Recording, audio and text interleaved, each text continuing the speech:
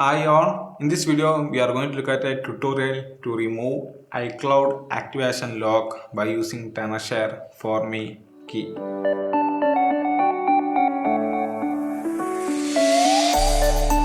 So before we jump into this tutorial, these are the list of devices and iOS version which will work by using this Tenorshare 4MeKey.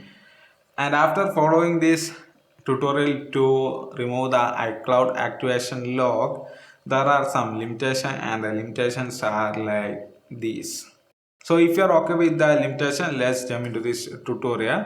So before we jump into the actual unlocking part, we need to jailbreak our device. So to jailbreak, just follow the guide given in the description, that is the guide provided by Tenorshare. You can just follow that guide to jailbreak your device.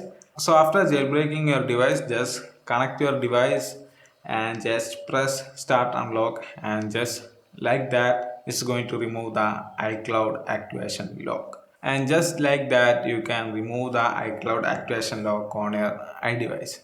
So that's all about this simple tutorial, guys.